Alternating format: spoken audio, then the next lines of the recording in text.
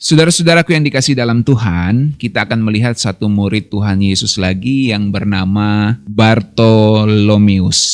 Bartolomeus ini seorang murid yang kurang menjadi sorotan sebenarnya, tapi dia tetap dipandang oleh Tuhan Yesus. Suatu kali Tuhan Yesus pernah ngomong sama Bartolomeus bahwa saya sudah melihat kamu sebelum engkau temu dengan saya. Bartolomeus ini arti namanya adalah anak Tolmai. Para sarjana Alkitab sepakat bahwa Bartolomeus ini sebenarnya adalah Nathanael. Jadi di Matius, Markus, Lukas itu disebut Bartolomeus. Tapi di Yohanes, Bartolomeus ini disebut Nathanael. Jadi ketika Filipus bertemu dengan Nathanael dan mengatakan kami telah melihat yang diberitakan dalam perjanjian lama, diberitakan nabi-nabi itu dia ngomongnya kan sama Nathanael. Nah, Nathanael itulah Bartolomeus, saudaraku. Nah, mungkin beberapa dari saudara baru tahu. Jadi kalau ada orang namanya Bartolomeus, itu sebenarnya sama dengan Nathanael, ya. Nah, saudaraku, pekerjaannya tidak disebutkan langsung, tapi kemungkinan besar dia berasal dari lingkungan pekerja keras. Dia seorang yang jujur, berpikiran kritis, dan tidak munafik. Asalnya dari Kana di Galilea, kalau saudara lihat di Yohanes 21 ayat 2. Ya. Kemudian dia biasanya muncul berpasangan dengan Filipus. Ya. Kalau saudara perhatikan kisah Filipus, ada Nathanael di situ, ya. Jadi Bartolomeus itu Nathanael itu, saudaraku. Filipus lah kemudian yang membawa Nathanael kepada Tuhan Yesus, ya, di Yohanes 1 ayat 45. Nah, saudaraku, nama Nathanael sendiri berarti anugerah Allah. Kalau Bartolomeus itu anak Tolmai, ya, itu dalam bahasa Aram, ya. Sementara kalau Nathanael itu artinya anugerah Allah. Itu dalam bahasa Ibrani dan diperkirakan itu adalah nama pribadinya, ya. Para sarjana Alkitab melihat kemiripan karakter yang kuat Nathanael dan Bartolomeus, ya. Jadi hanya di dalam Injil Yohanes Bartolomeus ini disebut sebagai Nathanael, saudaraku. Jadi diperkirakan memang dia individu yang sama. Nah, saudaraku, dalam Yohanes 1 ayat 45 sampai 49, Filipus berkata kepada Nathanael, si Bartolomeus itu sebenarnya, kami telah menemukan dia yang disebut oleh Musa dan Kitab Taurat dan para ahli, para nabi maksudnya, yaitu Yesus anak Yusuf dari Nazaret. Nah, jadi si Filipus tuh ngomongnya dalam Yohanes disebut Nathanael, itulah Bartolomeus itu, saudaraku, ya. Lalu kemudian Nathanael di situ atau Bartolomeus merespon, dapatkah sesuatu yang baik datang dari Nazaret? Nah, itu dia. Ini yang saya bilang tadi, karakternya itu berpikiran kritis. Jadi murid-murid Tuhan Yesus ini memang unik-unik, saudaraku, ya. Ada yang berpikiran kritis, ada yang keras begitu, ya. Keras begitu. Nah, dapatkah sesuatu yang baik datang dari Nazaret? Kemudian, saudaraku, setelah Tuhan Yesus menyatakan bahwa ia melihat Nathanael di bawah pohon ara, Nathanael langsung berseru, Rabi, engkau anak Allah, engkau raja orang Israel. Ya, jadi saudara bisa baca itu kisahnya di Yohanes 1 ayat 45 sampai 49. Jadi Tuhan Yesus mendatangi Filipus dan Nathanael atau Bartolomeus itu. Tuhan Yesus sudah melihat si Bartolomeus atau Nathanael tuh bertanya, kok kamu bisa tahu siapa saya? Kok Tuhan, kok guru bisa tahu siapa saya? Jadi dia bingung, kok bisa ini orang ini tahu saya, ya? Maka Tuhan Yesus jawab, saya sudah lihat kamu di bawah pohon ara. Ya. Akhirnya di situ Nathanael atau Bartolomeus ini langsung berseru, Rabi, engkau anak Allah, engkau raja orang Israel. Jadi awalnya dia skeptis dengan pertanyaan kritisnya itu, dapatkah sesuatu yang baik datang dari Nazaret? Tapi kemudian akhirnya dia mengakui bahwa Kristus ini adalah raja, anak Allah, ya, raja orang Israel. Dalam pelayanannya, Bartolomeus atau Nathanael ini hadir dalam berbagai peristiwa penting, termasuk dalam kebangkitan Tuhan Yesus. Dan tradisi gereja atau catatan-catatan sejarah gereja mengabarkan setelah peristiwa Pentakosta, Bartolomeus atau Nathanael ini pergi menginjil ke India, saudaraku, ke Armenia dan Ethiopia. Jadi saudara tahu India, Armenia, Ethiopia itu dibuka penginjilan ke situ oleh Rasul Bartolomeus atau Nathanael ini, saudaraku. Dan catatan sejarah gereja menunjukkan kematiannya itu sebagai martir dengan dikuliti hidup-hidup. saudaraku. Sudah bayangin ya, dia disiksanya itu bukan disalib, bukan di apa, tapi dia dikuliti hidup-hidup. Diiris mungkin begitu baru dilepas kulitnya, saudaraku. Aduh, itu pasti sakit sekali ya. Dan kemudian dia dipenggal.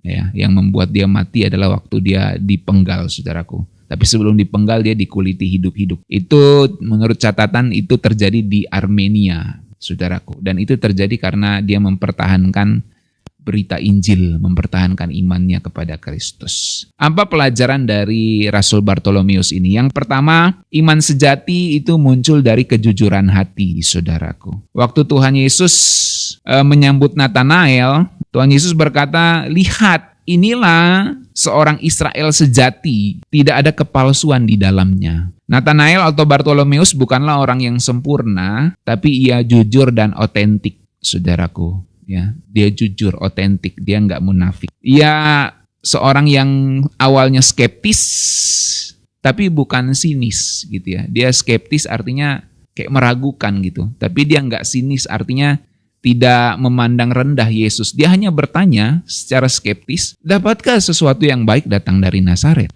Karena Filipus bilang kami sudah menemukan yang diberitakan oleh Musa dan para nabi, ya, yaitu Yesus Kristus, seorang anak Yusuf dari Nazaret. Lalu Bartolomeus bilang, dapatkah sesuatu yang baik datang dari Nazaret? Itu bukan karena dia sinis kepada Tuhan Yesus, tetapi karena dia kok ngerasa gitu aja. Bisakah dari Nazaret, kampung kecil gitu, datang sesuatu yang baik gitu, saudaraku. Jadi dia bertanya secara kritis, tapi dia tetap terbuka kepada kebenaran. Dan dia mau percaya kepada kebenaran. Inilah karakter Bartolomeus. Jadi di situ Tuhan Yesus melihat bahwa dia seorang yang tidak ada kepalsuan di dalamnya. Nah, saudaraku, Tuhan lebih senang sama orang yang jujur, yang bertanya daripada pura-pura percaya. Jadi memang kalau saudara tidak ngerti ya bertanya, jujurlah, bertanyalah, jangan pura-pura percaya gitu. Tuhan lebih senang kalau kita berpikiran kritis seperti Bartolomeus ini daripada kita pura-pura percaya. Itu sebabnya kebenaran perlu dipelajari, saudaraku. Masalah dari generasi sekarang adalah mereka suka belajar kebenaran dari video-video pendek saja. Itu permasalahan, saudaraku. Ya, video-video pendek, dengar video pendek 60 detik, gitu ya, 30 detik, berpikir dia sudah tahu kebenaran. Dan waktu dia mau belajar dengan cara yang panjang, itu malas, saudaraku. Ini masalah generasi sekarang. Akhirnya mereka tidak menjadi otentik, ya, tidak benar-benar memahami dengan baik. Ya. Jadi ketulusan hati, kejujuran hati itu penting, saudaraku. Dan perhatian surga itu tertuju kepada orang-orang seperti ini. Jadi kita harus belajar untuk bertanya tentang iman kita, dan kita harus mengerti sungguh-sungguh mendapat jawabannya dari kebenaran firman Tuhan. Yang kedua, saudaraku, Tuhan Yesus melihat kita sebelum orang lain mengakui kita. Dengan kata lain, validasi kita itu pada Tuhan, bukan pada manusia, saudaraku. Banyak orang sekarang cari validasi, cari pengakuan dengan media sosial, ya, mencari like, mencari sorotan dari media sosial. Padahal Tuhan Yesus melihat kita sebelum orang lain mengakui kita. Jadi apakah hidup kita sungguh-sungguh bisa di-like oleh Tuhan? Bisa menjadi sorotan sorga, itu yang terpenting. Apa gunanya kita menjadi sorotan dunia ini, mendapat like, dilihat story kita oleh banyak orang, tapi sebenarnya sorga sendiri kayaknya enak lihat kita gitu loh. Kenapa ini orang begini ya? Munafik banget dia di depan orang-orang kayak gini, padahal dia tidak begitu gitu ya. Jadi tidak tulus, saudaraku. Maka Tuhan Yesus tuh melihat kita sebelum orang lain mengakui kita. Dengan kesadaran ini kita dapat seperti Bartolomeus yang dipuji oleh Tuhan bahwa orang ini tidak ada kepalsuan di dalamnya. Nah, coba kalau sampai saudara bertemu dengan Tuhan dan Tuhan Yesus yang Maha Tahu itu mengatakan kepada kita tidak ada kepalsuan di dalamnya. Wah, itu luar biasa, saudaraku ya. Jangan sampai kita ada penuh dengan kepalsuan. Nah, saudaraku, Bartolomeus belum dikenal siapa-siapa, tapi Tuhan Yesus sudah melihat dan mengenalnya. Tuhan Yesus bukan hanya melihat tubuhnya Natanael atau Bartolomeus, tapi Tuhan Yesus melihat sampai kedalaman hatinya. Dunia mungkin tidak menyebut nama kita, saudaraku, karena mereka nggak kenal kita. Tapi Tuhan Yesus sudah memanggil kita dengan nama kita, dan Dia sungguh mengenal kehidupan kita. Tidak ada yang tersembunyi di hadapannya, saudaraku. Saudara bisa sembunyi dari orang lain, tapi tidak pernah bisa sembunyi dari Tuhan. Saudara bisa sembunyi dari pendeta saudara, tapi saudara tidak bisa sembunyi dari Tuhan. Jangan sampai Tuhan ngomong sama kita, kamu penuh dengan kepalsuan, kamu penuh dengan kemunafikan.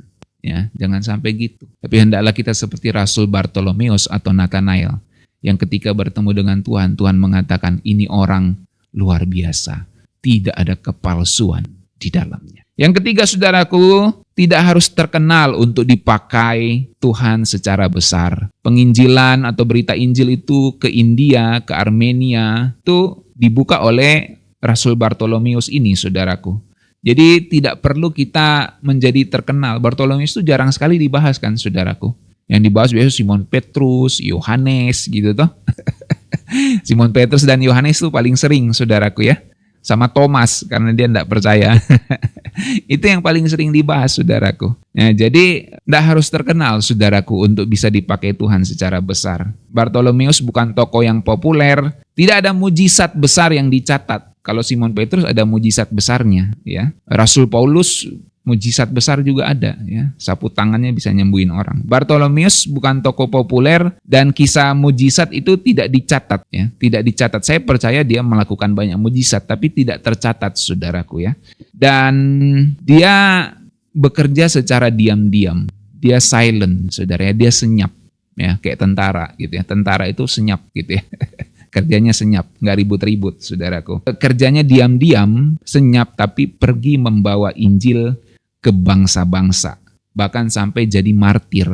Dia dikuliti dan dipenggal, saudaraku. Walaupun dia tidak jadi sorotan kamera, walaupun dia tidak terkenal, tidak ada catatan sejarah yang banyak, tapi dia terbukti menjadi seorang yang setia kepada Tuhan sampai akhir.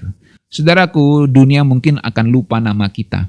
Kalau kita nanti mati, meninggal, orang perlahan-lahan akan lupain kita, saudaraku. Mungkin orang akan kenang 1-2 orang yang akan mengenang kita. Tapi setelah kita mati, orang mulai melupakan kita, saudaraku. 1-2 orang, 3 orang, 5 orang, ya setidaknya mungkin 10 orang akan mengingat-ingat kita. Tapi orang lain, teman kita yang begitu banyak di media sosial, orang-orang yang pernah kita temui, orang tidak akan ingat kita lagi, saudaraku. Ya, mereka tidak akan merenung-renungkan hidup kita lagi. Tetapi Tuhan mengingat kita. Amin, saudaraku. Makanya dunia mungkin lupa nama kita, tapi sorga itu mengenang pengabdian kita. Ya. Saudara tahu Tuhan Yesus itu disebut anak domba Allah, ya, sampai dia ada di sorga saat ini, ya, tahta anak domba. Kenapa? Karena pengorbanan itu dikenang. Sorga melihat pengorbanan, saudaraku. Tuhan Yesus sampai sekarang itu masih ada lubang di tangannya, saudaraku. Dan ada banyak kesaksian-kesaksian penampakan seperti itu juga, saudaraku. Ya. Dan memang Alkitab mencatat anak domba seperti anak domba yang telah disembelih. Artinya memang pengorbanan itu dikenang Tuhan. Jadi mungkin dunia tidak memandang pengorbanan saudara, tapi Tuhan memandangnya. Tuhan tahu, makanya Alkitab katakan setiap jeri lelamu di dalam Tuhan tidak ada satupun, tidak ada secuil pun yang sia-sia di hadapannya. Dunia mungkin tidak melihat apa yang kita lakukan, tapi biarlah Tuhan yang menilai itu. Sebab tidak harus jadi sorotan untuk dipakai oleh Tuhan, saudaraku. Kita mungkin tidak tampil di panggung dan tidak kelihatan memiliki dampak yang besar bagi dunia.